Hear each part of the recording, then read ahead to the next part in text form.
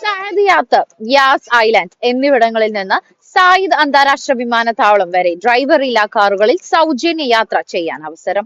18 ഡ്രൈവറില്ലാ കാറുകളാണ് service നടത്തുക.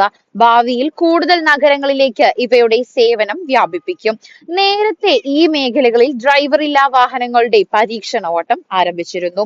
ഇതിന്റെ തുടർച്ചയെന്ന നിലയിലാണ് പുതിയ സംരംഭം. ഗതാഗത സംവിധാനത്തിൽ നൂതന സാങ്കേതിക വിദ്യകൾ സമന്വയിപ്പിക്കാനുള്ള അബുദാബി മൊബിലിറ്റിയുടെ യാത്രയിലെ നാഴികക്കല്ലാണ് സായിദ് അന്താരാഷ്ട്ര വിമാനത്താവളത്തിലേക്ക് ഡ്രൈവറില്ലാ കാറുകളുടെ സേവനം വ്യാപിപ്പിച്ചിരിക്കുന്നതെന്ന് ഗതാഗത വകുപ്പ് ഉദ്യോഗസ്ഥയായ ഫാത്തിമ അൽ ഹൻതൂബി അറിയിച്ചു. 2021 ഡ്രൈവറില്ലാ വാഹന സേവനത്തിന് തുടക്കം കുറിച്ച ശേഷം ഇതുവരെ 4,30,000-ലേറെ കിലോമീറ്ററുകളിലായി 30,000 ട്രിപ്പുകളാണ് പൂർത്തിയാക്കിയത്. ഇതിനിടയിൽ ഒരിക്കൽ പോലും വാഹനം അപകടമുണ്ടാക്കിയിട്ടില്ല എന്നതും ശ്രദ്ധേയമാണ്. 99% വാഹനങ്ങൾ സ്വയം നിയന്ത്രിതമായിരുന്നുവെന്നും മനുഷ്യ ഇടപെടൽ 1% മാത്രമായിരുന്നുവെന്നതും തെളിയിക്കുന്നത് ഡ്രൈവറില്ലാ വാഹനങ്ങളുടെ സുരക്ഷയും ക്ഷമതയുമാണെന്നും ഫാത്തിമ അൽ ഹൻതൂബി പറഞ്ഞു. പരിസര നിരീക്ഷണം നടത്തി വാഹനം സ്വയമാണ് നിയന്ത്രിക്കുന്നതെങ്കിലും പരീക്ഷണ ഘട്ടമായതിനാൽ ഡ്രൈവിംഗ് സീറ്റിൽ ഒരാൾ ഇരിക്കും. വേഗപ്പൂര് പ്രേമികളെ ത്രില്ലടിപ്പിച്ച് യാസ് മറീന സർക്യൂട്ട് ട്രാക്കുകളിൽ ഡ്രൈവറില്ലാ കാറുകൾ തീ പാറിപ്പിച്ചത് ഏറെ ശ്രദ്ധ പിടിച്ചുപറ്റിയിരുന്നു.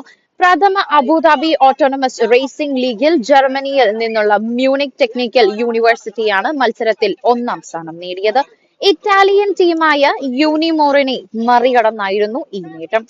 UAE പ്രസിഡന്റിന്റെ സാങ്കേതിക ഉപദേഷ്ടാവായ ഫൈസൽ അൽ ബെന്നൈ വിജയികൾക്കുള്ള $22.5 ലക്ഷം സമ്മാനങ്ങളാണ് കൈമാറിയത്.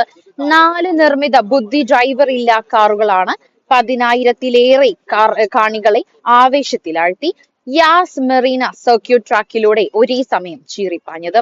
അബുദാബി അഡ്വാൻസ് ടെക്നോളജി റിസർച്ച് കൗൺസിലിന്റെ ഉപസംഘടനയായ ആസ്പയർ ആയിരുന്നു ലോകത്താദ്യമായി ഈ ഗണത്തിൽ നടത്തിയ A2RL മത്സരത്തിന്റെ സംഘാടകർ.